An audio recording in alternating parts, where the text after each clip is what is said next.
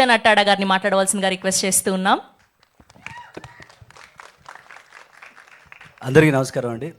ఇక్కడికి వచ్చిన మీడియా మిత్రులకి, సిద్ధు జోనల్ గడ్డి గారి ఫ్యాన్స్కి, అలానే ఈ కన్యాకుమారిని బ్లెస్ చేయడానికి, సపోర్ట్ చేయడానికి సిద్ధు గారు టైం ఆఫ్ తీసుకున్నారు.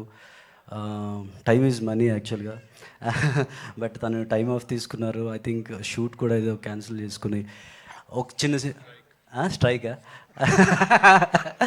సో అది ఎంత సపోర్ట్ అనేది అది చెప్పలేము. Thank you so much sir, thank you so much. మీకు మధు గారి మీద ఉన్న రెస్పెక్ట్ అండ్ కన్యాకుమారి టీజర్ అతనికి చాలా బాగా నచ్చింది టీజర్.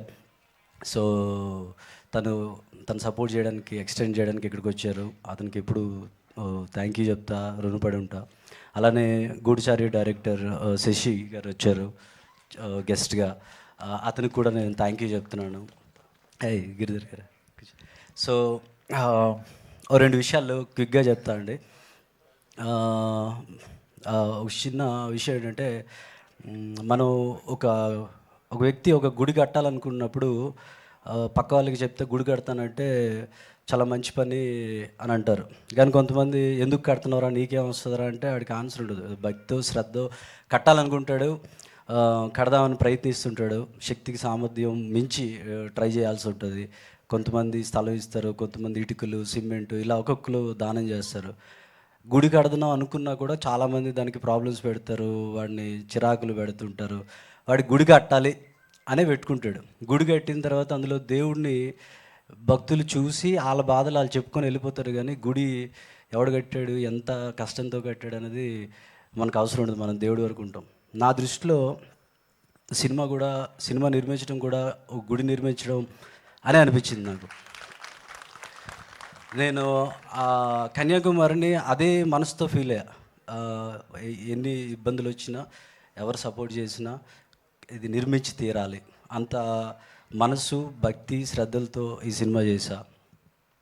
అరే సినిమా అంటున్నాడు, గుడి, అంత సినిమాకి ఏముంది, it's just N cinema, just cinema థియేటర్లు చూసేసి బయటికి వెళ్ళిపోయి మర్చిపోయి మనం లైఫ్లో మనం నార్మల్గా ఉండిపోవచ్చు, సినిమా పెద్ద ఇన్ఫ్లుయెన్స్ చేయదు అనే ఒపీనియన్తో ఉన్నాం చాలామంది. నేను ఇక్కడ ఒక విషయం చెప్దాం అనుకున్నా. మనకి పంచేంద్రియాలు ఉంటాయి, మనకి కళ్ళు, ముక్కు, నోరు, చెవులు, స్పర్శ. మనం బేసిక్గా నోటితో అన్నం తిందాం, అది ఫుడ్ బాడీలోకి ఇంటేక్ తీసుకుంటున్నాం అనుకుంటాం. కానీ మనం పంచేంద్రియాలతో కూడా మనం ఫుడ్ ఇంటేక్ చేస్తాం. నిన్న తిన్నది ఈరోజు మనకి పెద్ద గుర్తుండదు, నిన్న తిన్నది ఈరోజు బయటికి పోతుంది. కానీ 10 సంవత్సరాల క్రితం మీరు చూసిన ఒక దృశ్యం మీ మైండ్, మీ బాడీలో ఉండిపోతుంది. ఒక వ్యక్తి మీకు ఏమైనా బాధాకరమైన మాట మాట్లాడితే అది 10 సంవత్సరాలైనా గుర్తుంటుంది. సో ఈ పంచేంద్రియాలతో, కళ్ళు, శబ్దంతో మీరు ఏదైతే తీసుకుంటారో, దృశ్యం అవ్వచ్చు, శబ్దం అవ్వచ్చు, అది మీ బాడీలో ఎవర్ లాస్టింగ్గా ఉండిపోతుంది. తినే ఫుడ్ కన్నా మనం ఏదైతే చూస్తున్నామో, వింటున్నామో అది మనల్ని ఎక్కువ ఎఫెక్ట్ చేస్తుంది. సినిమా చూసేటప్పుడు అది మీ బాడీలో ఉండిపోతుంది. అది హ్యూమన్ ఆర్గాన్స్ కానీ, హ్యూమన్ మెథడాలజీ తెలియని వాళ్ళు సినిమా ఇన్ఫ్లుయెన్స్ చేయదు అని చెప్తారు, కానీ అది కరెక్ట్ కాదు. సో ఇప్పుడు అది మన బాడీలో ఉండిపోయేది అని మనకు తెలిస్తే, నేను మీకు నా సినిమా చూడడానికి వచ్చిన ప్రేక్షకులు నా ఇంటికి వచ్చిన అతిథులుగా, వాళ్ళకి నేను ఫుడ్ పెట్టేగా ఫీల్ అవుతా. సో అలాంటి అతిథుల్ని మసాలా వేసి, కలర్ వేసి, ఫేక్ పన్నీర్ పెట్టి పెట్టాలా, మంచిగా పెట్టాలా అని నేను ఆలోచించా.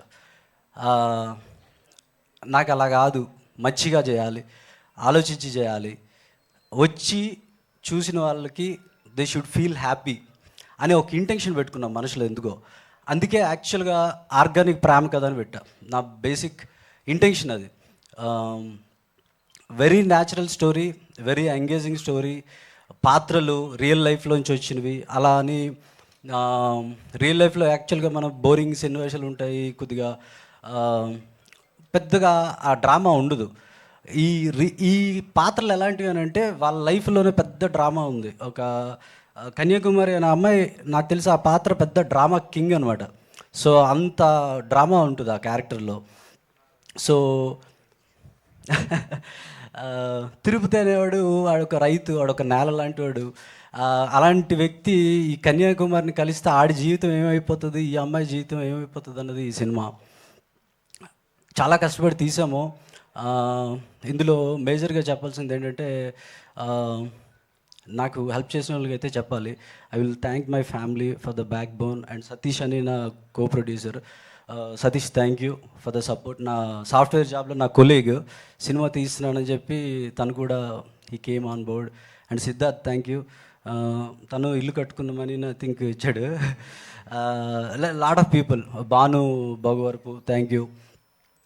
నా ఫ్రెండ్స్ శీతల్, చైతన్య, అలానే చీకటి దివాకర్ గారు, మా నాన్నగారు ఫ్రెండ్ అందరూ, వీళ్ళందరూ ఏంటంటే నేను చెప్పాను కదా, గుడి నిర్మాణంకి వాళ్ళు చిన్న చిన్న హెల్ప్ చేసిన వాళ్ళకి పుణ్యం అని నేను ఫీల్ అవుతా. ఈ కన్యాకుమారి ఫినిష్ చేయడానికి ఎవరెవరైతే హెల్ప్ చేశారో వాళ్ళందరికీ పుణ్యం. అలానే థ్యాంక్ యూ. ఈ కన్యాకుమారి సినిమా ఈరోజు ఈ స్టేజ్ వచ్చి ఆడియన్స్ ముందుకు వస్తుంది అని అంటే అది ముఖ్యంగా మధుశాలిని గారు, ఆవిడ సపోర్టు, ఆవిడ ఆన్బోర్డ్కి వచ్చి మీకు ప్రజెంట్ చేస్తున్నారు ఫిల్ము.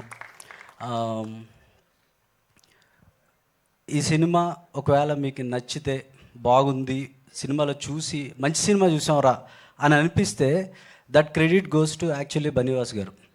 ఎందుకు అనంటే అతను ఇచ్చిన సజెషన్స్ కానీ నన్ను సినిమాని రేపొద్దున మీరు ఒక మంచి సినిమా చూసినామంటే అది బన్నీవాస్ గారి క్రెడిట్. బన్నీవాస్ గారు ఈ సినిమాకి ఇచ్చిన సపోర్ట్, ఆ సపోర్ట్ లేకుండా ఇది ఆడియన్స్ ముందుకి రాదు. మేము ఎంత శ్రీకాకుళంలో ఎక్కడో చేసుకున్నాము, చిన్న వాళ్ళము, బట్ వీ ట్రైడ్ రియల్లీ టెక్నికల్గా అన్నిట్లో ది బెస్ట్ చేసుకున్నాం, కానీ ఆడియన్స్ ముందుకు రావాలంటే చాలా కష్టం. So I will thank Bunny Vas గారు, మధు గారు ఫర్ ద సపోర్ట్. ఇంకా లాస్ట్గా చివరిగా ఒక విషయం చెప్తా. కన్యాకుమారిగా గీత్ సాయిని నటించింది అని చెప్పే కన్నా తను జీవించింది అని చెప్పే కన్నా చించి ఆరేసింది ఇలా. సో మీరు రేపు థియేటర్లో చూస్తారు, you will enjoy her performance. Thank you. August 27th మీకు నా సినిమాకి రండి అని అడగట్లేదు, మీకు ఒకవేళ సినిమాకి వెళ్ళాలనే ఫీల్ ఉన్నా, మూడ్ ఉన్నా, టైం ఉన్నా, మాది ఒక సినిమా ఉందని చెప్తున్నాను. You can consider it. Thank you very much. Thank you so much Rujan garu, lovely speech. Yes, and ఇప్పుడు యాక్టర్ గిరిధర్